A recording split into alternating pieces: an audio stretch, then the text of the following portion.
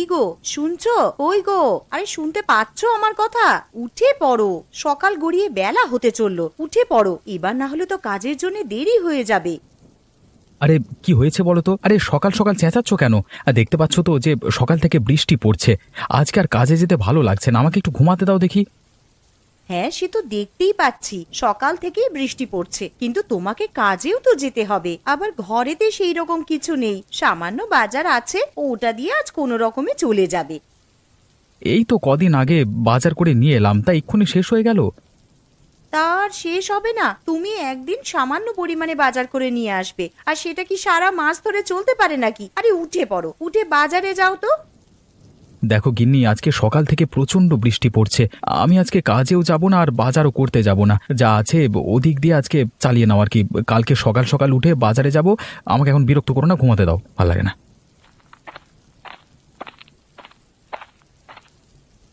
মা, ও মা, আমার প্রচন্ড খিদে পেয়েছে, কিছু খেতে দাও। এই তো সোনা, রান্নাঘরে কয়েকটা আলু ছিল, তাই দিয়ে আলুর তরকারি রান্না করতে বসিয়ে এসেছি। আর কিছুক্ষণ অপেক্ষা কর, তরকারি হয়ে গেলেই খেতে দিচ্ছি তোমাকে, কেমন? ঠিক আছে মা, তাহলে রান্নাঘরে গিয়ে বসে অপেক্ষা করি, তরকারি হলেই খেয়ে নেব। হ্যাঁ সোনা, তুই যা, গিয়ে আগে হাত পা ধুয়ে নে, তারপর রান্নাঘরে খেতে আসবি।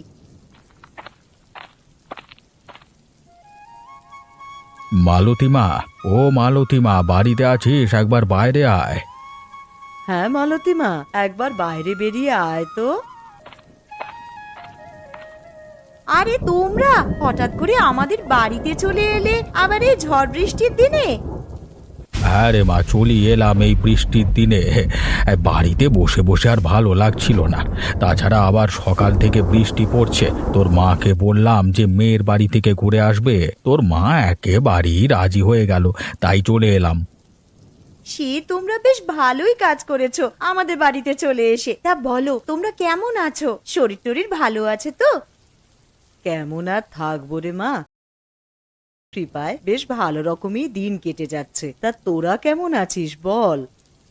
আমরাও খুব ভালো আছি মা। আরে দাদুন, দিদুন, তোমরা কেমন আছো? দিদি ভাই, খুব ভালো আছি। আর এই নাও, তোমার জন্য মিষ্টি নিয়ে এসেছি। আহ বাবা, তোমরা আবার এইসব আনতে গেলে কেন? জানো তো তোমার নাতনি কেমন মিষ্টি পেলে আর কিছু চায় না, আরে এত মিষ্টি খেলে শরীর খারাপ করবে তো। তা আনবো না? আমার 5টা নয়, 10টা নয়, একটা মাত্র নাতনি, তার জন্য তো এতটুকু করতেই পারি। আর কটা হাঁস এনেছি, আর এই থলের মধ্যে কিছু জিনিস আছে, ঘরে নিয়ে চলো।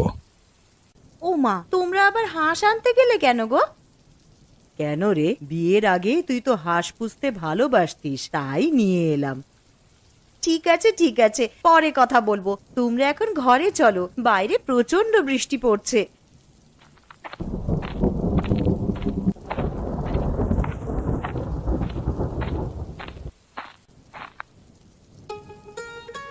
বাবা, ও বাবা, ওঠো গো, একটা সুখবর আছে।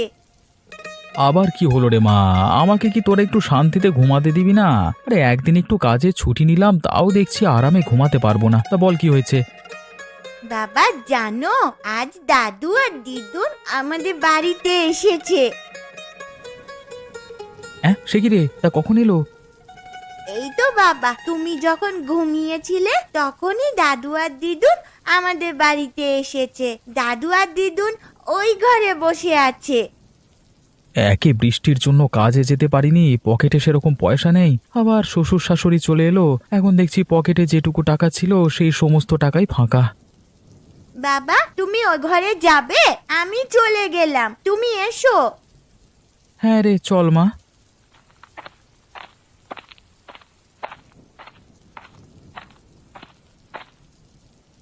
আরে এই তো জামাই চলে এসেছে। তা বাবা মা আপনারা কেমন আছেন বলুন? আর আসতে কোনো অসুবিধা হয়নি তো? না না জামাই বাবা, সেরকম কোনো অসুবিধা হয়নি। তা আপনারা যখন আমাদের বাড়িতে চলে এসেছেন, 1 সপ্তাহ না কাটিয়ে মানে যেতে দেব না, কিন্তু না হলে আমি কিন্তু ছাড়বো না। হ্যাঁ, আচ্ছা বাবা, সে এখন দেখা যাবে। না মা, দেখা যাবে বললে তো হবে না। জামাই যখন একবার বলেছে তখন তোমাদেরকে এই কথা রাখতেই হবে। আর কি গো শুনছো, তুমি একবার রান্নাঘরে এসো তো, কিছু কথা আছে।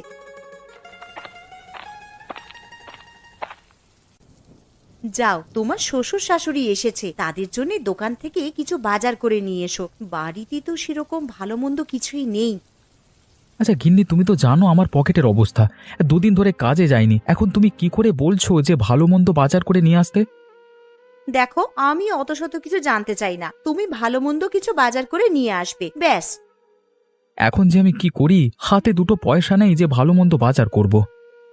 কি গো, কি ভাবছো? আগের মাসে তোমার বোনেরা যখন এসেছিল তখন তো বেশ ভালো মন্দ বাজার করেছিলে, তখন তো আমি কিছু বলিনি। এখন আমার মা বাবা এসেছে আর ভালো মন্দ বাজার করবার মতন টাকা তোমার কাছে নেই। ঠিক আছে, তুমি বরং বাজারের ব্যাগটা আর ছাতাটা নিয়ে এসো, আমি বাজারের দিকে যাচ্ছি। এই নাও ছাতা আর ব্যাগ, তাড়াতাড়ি বাজারের দিকে যাও তো।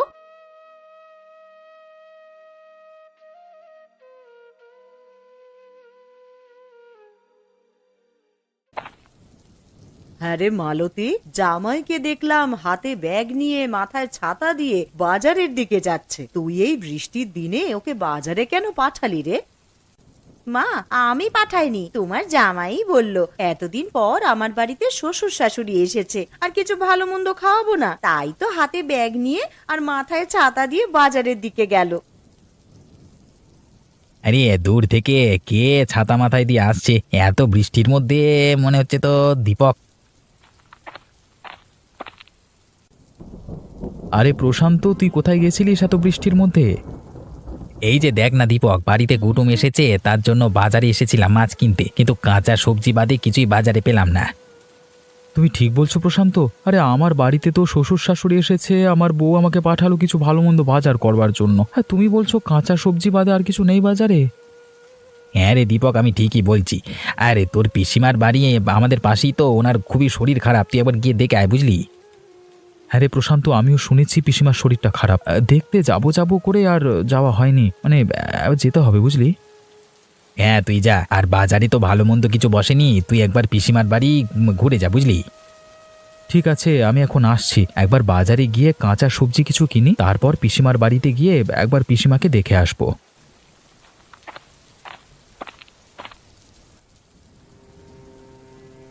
লোকটা কোথায় যে গেল? এত বেলা হয়ে গেল, ঘরেতে সেরকম কিছু ভালো মন্দ নেই যে রান্না করব। কি রে মা, কি এত চিন্তা করছিস? না মা, সেরকম কিছু নয়, আসলে বেলা হয়ে গেল তো, আর তোমার জামাইও তো সেই কখন বাজারে গেছে, এখনো বাড়িতে ফিরলো না। কি যে রান্না করব সেটাই ভাবছি।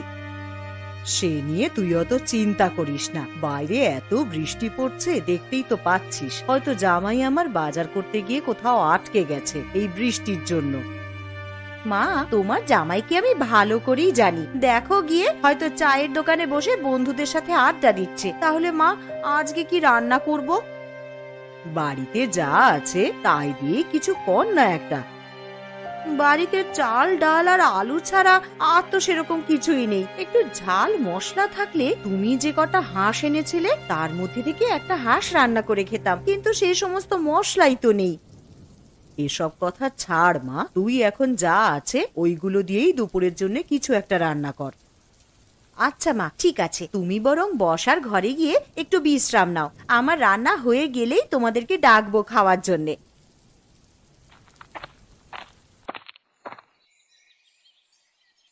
শম্পা বৌদি, আরে ও শম্পা বৌদি, শুনতে পাচ্ছো? বাড়িতে আছো তোমরা? কে? আরে দীপক নাকি? এসো এসো, ঘরে এসো। শুনলাম নাকি পিসিমার শরীরটা খুবই খারাপ। হ্যাঁ গো দীপক, পিসিমার খুবই শরীর খারাপ। তা পিসিমা কোথায়, দেখতে পাচ্ছি না যে? ওই তো পাশের ঘরে শুয়ে আছে, আসো পিসিমাকে একবার দেখবে এসো।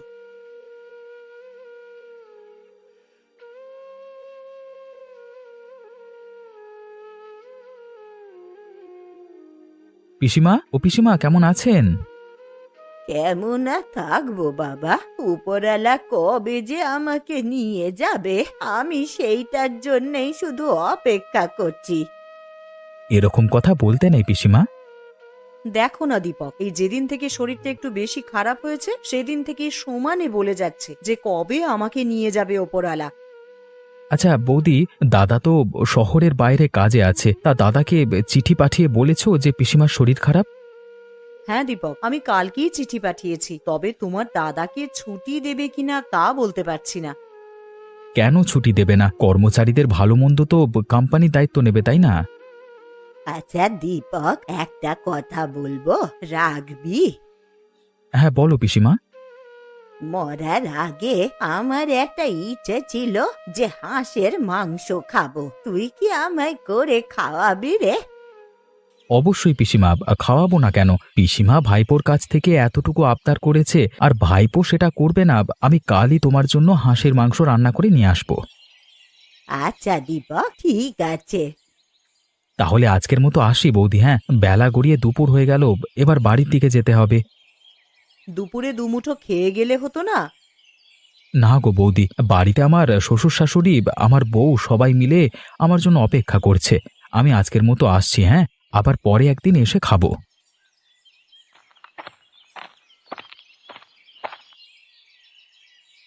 কই গো গিন্নি, আমি চলে এসেছি। এই নাও বাজারের ব্যাগটা নাও। এই যে মহারাজের আসার সময় হলো এতক্ষণে, তা বলি বাড়িতে কি রান্না হবে সে বিষয়ে আপনার কিছু হুঁশ ছিল? আরে গিন্নি, রাগ করছো কেন? আমি একবার পিসিমার বাড়িতে গেছিলাম। তা পিসিমার বাড়িতে হঠাৎ গেলে কেন? কি বলবো আর গিন্নি, বাজার করবার জন্য যখন ব্যাগ নিয়ে বাজারের দিকে যাচ্ছিলাম তখন প্রশান্তর সঙ্গে দেখা হলো। আর প্রশান্তই বলল যে তোর পিসিমা নাকি খুবই অসুস্থ, তাই একবার গেছিলাম ওনাদের বাড়ি আর কি। তা গিয়ে কি দেখলে ভালো আছে পিসিমা? দেখে তো মনে হলো শরীর প্রচণ্ডই খারাপ, আর পিসিমা আমার কাছে একটা আবদার চেয়েছে।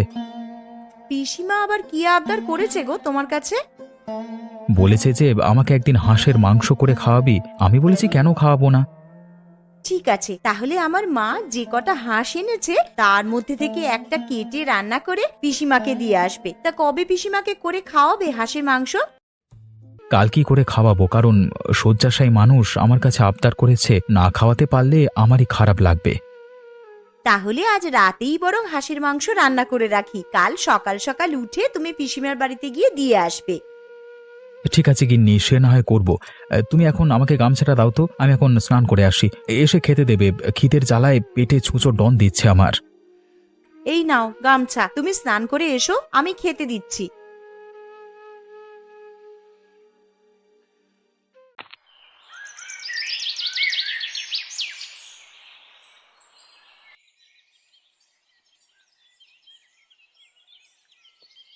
গিন্নি, তোমার মা আর বাবার খাওয়া হয়ে গেছে তো? হ্যাঁ গো, মা বাবার খাওয়া হয়ে গেছে, আর মেয়েটারও খাওয়া হয়ে গেছে। ওরা তিনজনে মিলে এখন ঘুমাচ্ছে। দীপক, আরে ও দীপক, আছিস নাকি বাবা ঘরে? এটা তো পিসিমার গলার স্বর বলে মনে হচ্ছে, কিন্তু উনি তো শয্যাশায়ী, উনি আমার বাড়িতে কি করে আসবেন? কিন্তু এটা তো পিসিমার গলার আওয়াজই মনে হচ্ছে গো। আচ্ছা চলো বাইরে গিয়েই দেখি।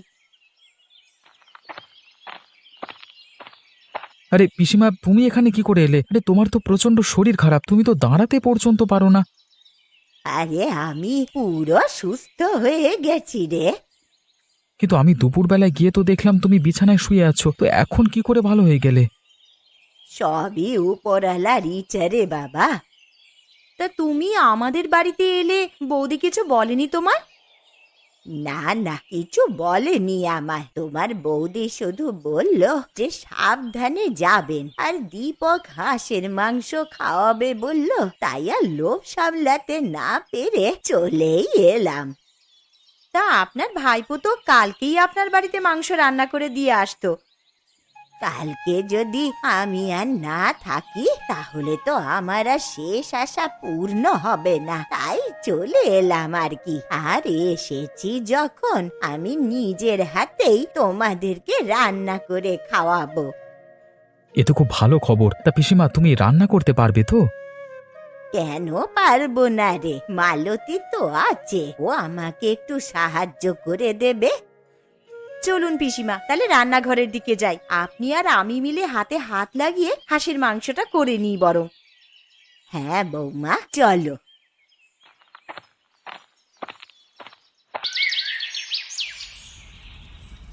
তাহলে হাঁসের মাংস তো রান্না হচ্ছেই, তা তার সাথে খাওয়ার জন্যে কি করা হবে বৌমা? কি আর করবেন পিসিমা, তাহলে রুটিটাই বানানো যাক। হাঁসের মাংসের সাথে বেশ ভালোই লাগবে খেতে। হ্যাঁ মা, তুই ঠিকই বলেছিস, হাঁসের মাংসের সাথে রুটিটা একদম জমে যাবে। কিন্তু পিসিমা, একটা অসুবিধা আছে। কি অসুবিধা বৌমা? আসলে আপনার ভাইপো হাঁসের মাংস খায় না। কে খায় আর কে না খায় সে দেখাই যাবে খেতে বসে। এখন রান্নাটা আগে করে নি। আরে বেয়ান, রান্নাটা যা করেছেন না, গন্ধেতেই তো অর্ধেক পেট ভর্তি হয়ে গেল। আমার এদিকে রুটি করা হয়ে গেছে। ও পিসিমা, আপনার কত দূর?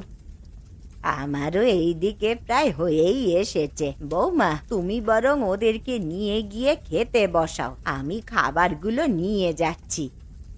ঠিক আছে পিসিমা, তবে সাবধানে।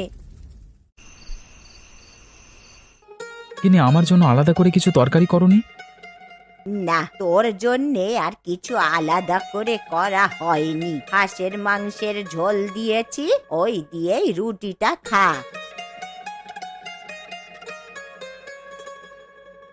এ কি পিসিমা, এ তো দেখছি হাঁসের মাংসের প্রচুর স্বাদ। আমি আগে জানলে এই মাংস ছাড়া আর কিছুই খেতাম না। সত্যি পিসিমা, তোমার হাতে জাদু আছে বলতে হবে। বলেছিলাম না বৌমা, কে খায় আর খায় না সেটা তুমি দেখে নেবে। সত্যি পিসিমা, আপনার হাতে জাদু আছে। যে কিনা হাঁসের মাংস ছুঁয়েই দেখতো না, তার কিনা এখন হাঁসের মাংস ছাড়া আর কিছুই খেতে ভালো লাগছে না। তাহলে পিসিমা, এখন তো রাত হয়ে গেছে, আর এখন বাড়িও যেতে পারবে না, কালকে সকালেই যেও। ঠিক আছে বাছা, আজ তোদের বাড়িতে থেকে কাল সকাল সকাল আমি বাড়ি চলে যাব।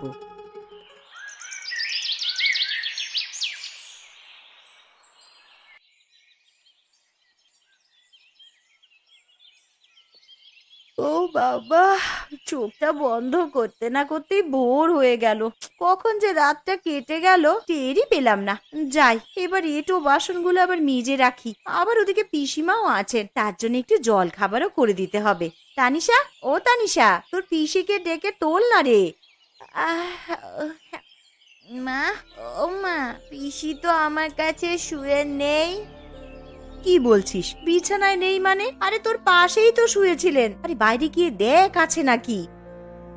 বাইরে কি করে যাব মা, ঘরের দরজা তো ভেতর থেকে আটকানো। তাহলে তানিশা, তুই একবার বাইরে গিয়ে দেখে আয় তো পিসি আছেন কিনা।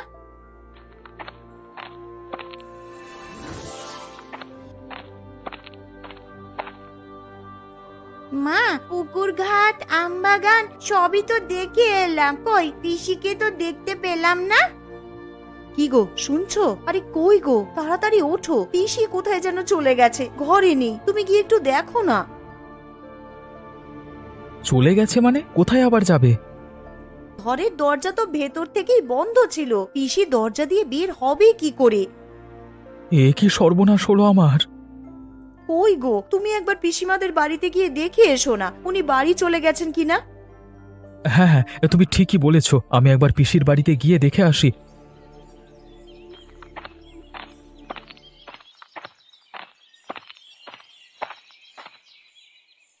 আরে প্রশান্ত, তুই এখানে কি করছিস? আর এত ছোটাছুটি করে কোথায় যাচ্ছিস? এই তো দীপক, তোদের বাড়িতেই যাচ্ছিলাম ছোটাছুটি করে। কেন রে প্রশান্ত, কি হয়েছে? আমাদের বাড়িতে আবার ছোটাছুটি করে যাবার কি আছে? আর তুই এত হাঁপাচ্ছিস কেন? দেখ না দীপক, কালকে বিকেলে তোর পিসিমা মারা গেছে। এ কি বলছিস তুই প্রশান্ত? এমনটা হতেই পারে না। এমনটাই হয়েছে দীপক, তোর যদি বিশ্বাস না হয় তুই একবার পিসিমার বাড়িতে গিয়ে দেখ না।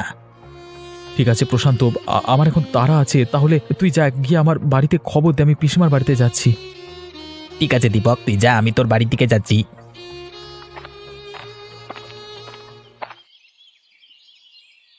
এ কি, বাড়ির সামনে এত ভিড় কেন? তাহলে প্রশান্ত যেটা বলেছে সেটা কি সত্যি?